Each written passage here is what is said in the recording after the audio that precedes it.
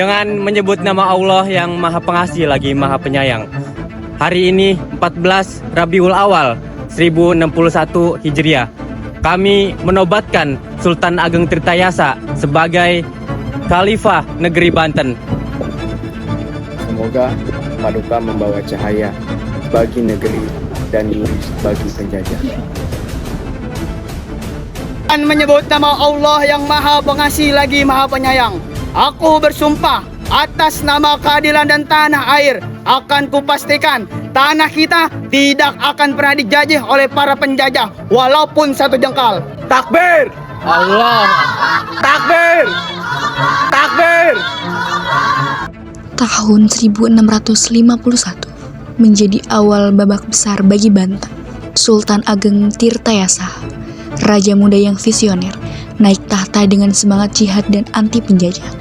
Tapi takdir menyimpan ujian dari arah yang tak terduga, darah dagingnya sendiri.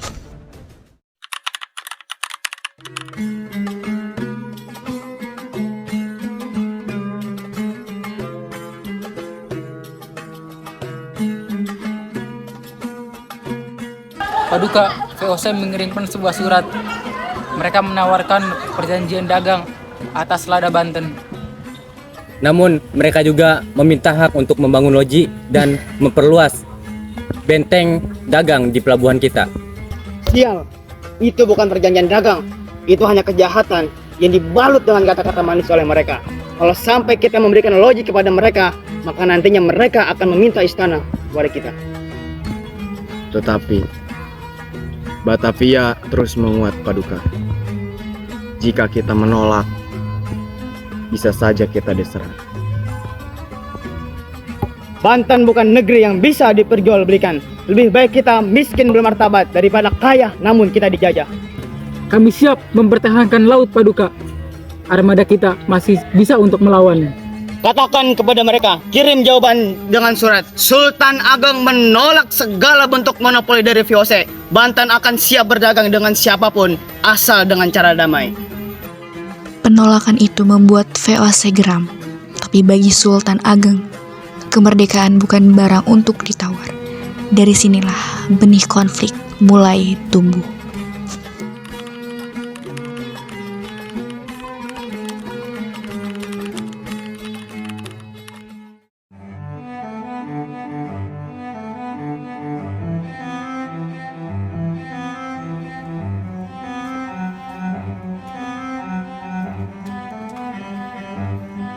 Sultan Ageng terlalu keras kepala.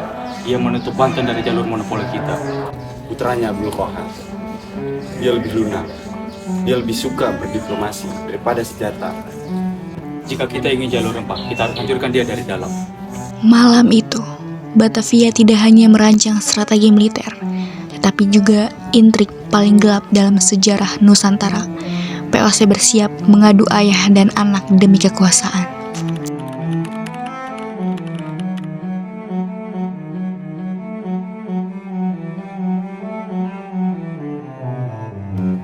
Tuan Pangeran, saya tahu hati Anda tidak sekeras ayah Anda.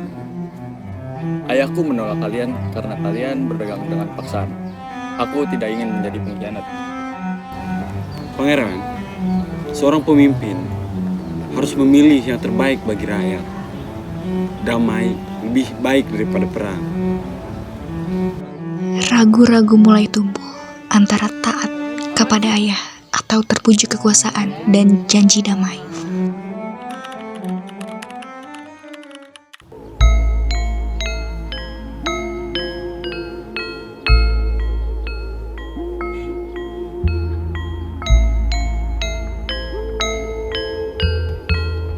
Kenapa masih di luar, Paduka? Angin malam bisa membuatmu jatuh sakit. Saya tidak takut sakit. Yang lebih saya takutkan adalah kehilangan kerajaan-kerajaan kita serta anak-anak kita. Qahar adalah anakmu. Ia darah dagingmu. Tak mungkin ia ingin menjadi musuhmu. Aku tahu hatinya pasti sedang berguncang. Tapi Batavia yang brengsek itu, mereka punya berbagai macam cara untuk menghancurkan tanah air kita. Mungkin ia hanya ingin mencari jalan yang berbeda. Bukan berarti ia musuhmu. Kadang musuh datang bukan hanya dari luar tembok. Kadang musuh bisa datang dari dalam rumah kita sendiri. Kalau perang ini benar terjadi, bagaimana masa depan kita? Jika saya suruh memilih antara tanah air dan darahku sendiri, maka jelas aku akan lebih memilih Banten. Karena anak bisa berkhianat, tapi tanah air tidak boleh sampai jatuh. Cinta seorang ayah diuji bukan oleh pedang, tapi oleh keputusan hati.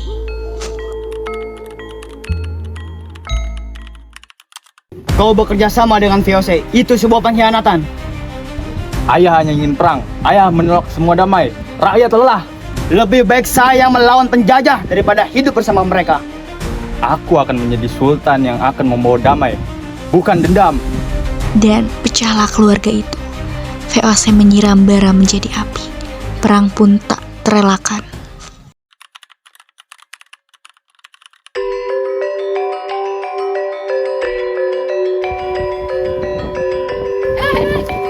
Belanja? Iya. Bareng yuk, ayo bareng yuk.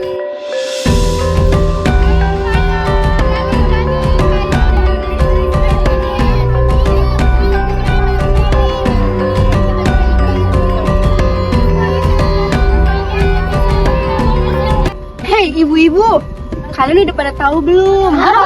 Kabar pagi ini, katanya Sultan Ageng sendiri itu mau menyerbu benteng Selosoan. Serius bu? Itu kan istana anaknya sendiri, Pangeran Purbaya. Gila ya, anak zaman Kuari udah berpihak sama company. Kok bisa sih? Emangnya Sultan Ageng itu kurang ngasih apa gitu ke anaknya? Nih ya ibu-ibu, kepercayaan, pendidikan, kurang apa lagi? Bukan soal kasih orang tua bu. Dunia sudah dibolak-balik oleh para company. Mereka datang hanya membawa uang, memberikan kata-kata manis, lalu setelah itu mereka pergi. Kalau sampai perang lagi, kita yang kena. Kemarin suami saya pergi ke ladang barat, katanya POC sudah menjaga ke penjuru jalan. Hidup makin sulit, harga naik, ketakutan pun makin banyak. Saya tuh cuma pengen pulang dengan tenang, tapi hari-hari begini aja. Kapan ya kita bisa hidup tanpa bayang-bayang perang, tanpa ngurusin company orang sini? Kalau darah raja sendiri saja saling tikam, bagaimana dengan kita sebagai rakyat kecil yang hanya menjadi serpihan, terinjak dan tidak akan tercatat, kecuali oleh luka. Ini jadi beli enggak ibu-ibu? Jangan lagi bah mulu. Jadi ibu jadi. Ya, ini satu perak. Ini satu perak.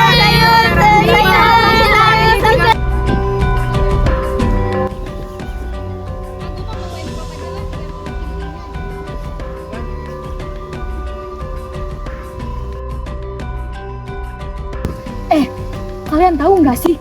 Katanya Sultan Ageng mau lawan anaknya sendiri. Emang iya? Lawan? Emang anaknya ngadu ayam sampai harus dilawan segala? Bukan gitu, At. Tapi malah jadi temennya company gitu. Nah, si pangerannya aja percayanya sama Belanda, bukan sama si rakyatnya, sama siapanya gitu. Duh, sedih banget ya. Aku kira keluarga raja itu damai-damai saja. Nggak kayak kita, makan aja rebutan. Benar banget. Iya, terus kalau marahan tinggal duduk diem aja. Terus pas makan sore baikan. Lah ini anak sama ayah malah perang. Iya lagi. Ya. Kalau antar keluarga kerajaan aja saling tikam, terus kita harusnya takut kemana? Ke Belanda atau ke negara kita sendiri? Ih, saya jadi takut nikah ini. Takut nanti kalau punya anak malah percaya ke Belanda. Ih, serem banget ya. Kita ini hidup di zaman yang serba bingung. Kita nggak tahu mau percaya sama siapa, Belanda atau percaya ke negara kita sendiri gitu ya. Yang penting kalau mereka ninggalin, kita juga jangan ninggalin satu sama lain. Iya ya, yang penting kita jangan sampai ninggalin satu sama lain. Iya, benar. Rawan.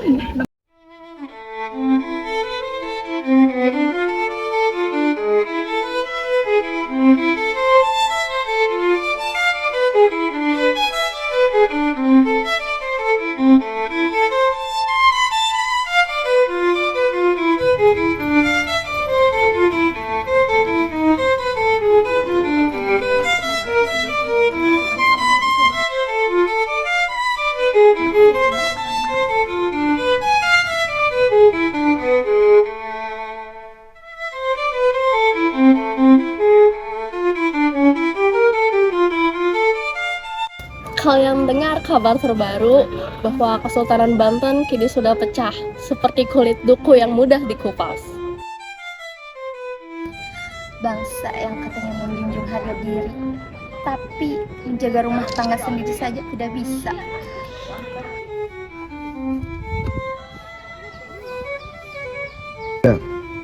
Padahal Sultan Agung itu terkenal bijak, tapi rupanya darah tak selalu mengalir dalam satu arah. Kudengar Pangeran Kohar sangat tampan. Bagaimana kalau mereka menari dengan kita? Sepertinya mereka lebih asik daripada ayahnya.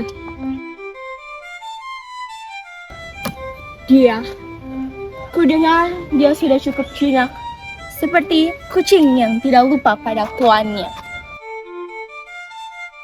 Anak muda seperti dia lebih mudah dikendalikan daripada ayah tua yang keras kepala. Lagi pula, kita hanya butuh satu dari mereka. Sisanya akan ikut seperti seekor kadal. Kau dengar itu? Separuh daerah pangeranmu sudah berada di daerah penjajah. Lebih baik menjadi separuh pemberontak daripada sepenuh penjilat.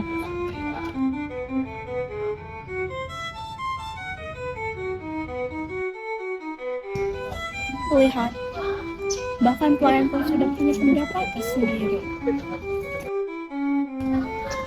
Lain kali, bawa saja teko, jangan suara.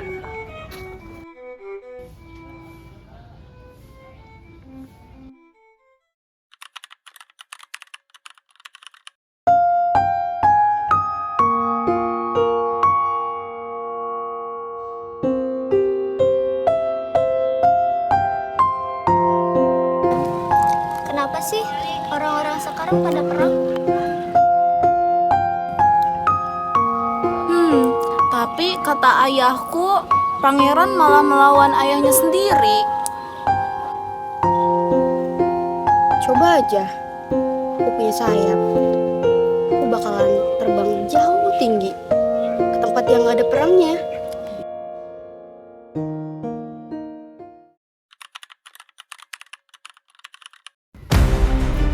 Barat, anakku sendiri ikut menjatuhkanku.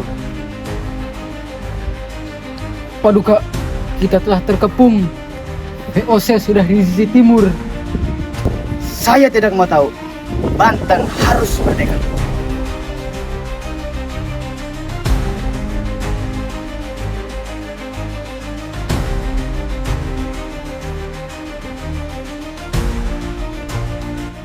Bukan asing, tapi darah sendirilah yang menusuk hati seorang raja.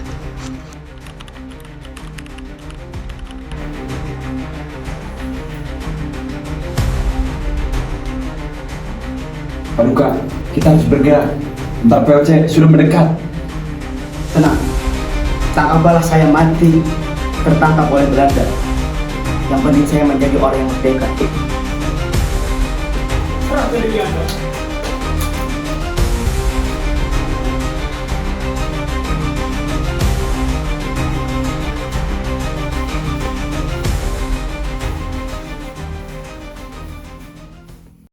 Raja tua itu akhirnya diringkus dalam belenggu. Dia bukan kalah, ia simbol dari perlawanan. Sultan Ageng Tirtayasa wafat dalam pengasingannya. Putranya naik tahta, tetapi bukan sebagai raja yang merdeka, melainkan boneka dari VOC. Banten pun tak lagi bebas, namun kisah Tirtayasa akan tetap hidup sebagai peringatan bahwa kemerdekaan kadang dibayar dengan pengkhianatan.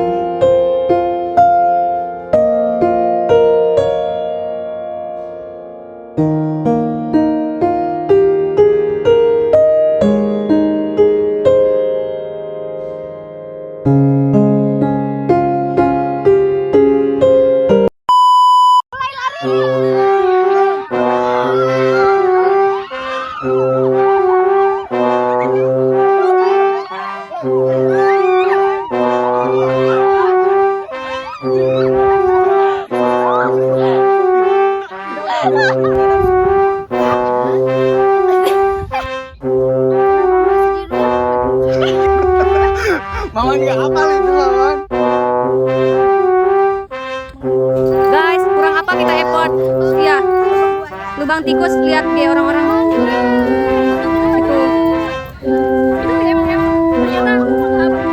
Cukup, si Riki juga cukup juga ya. Nah, benar. Benar, Chen. Tetapi Batap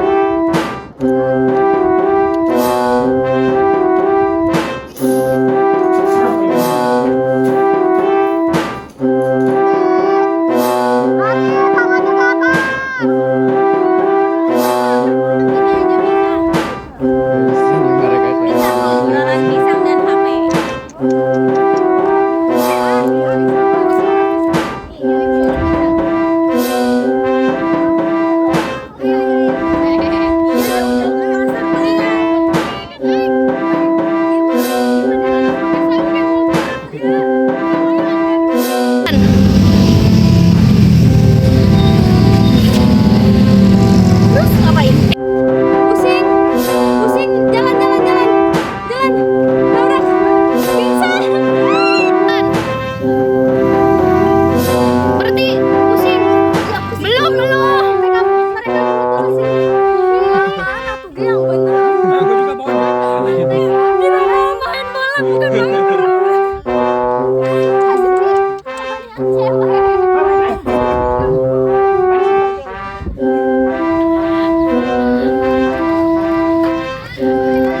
Ya buruan.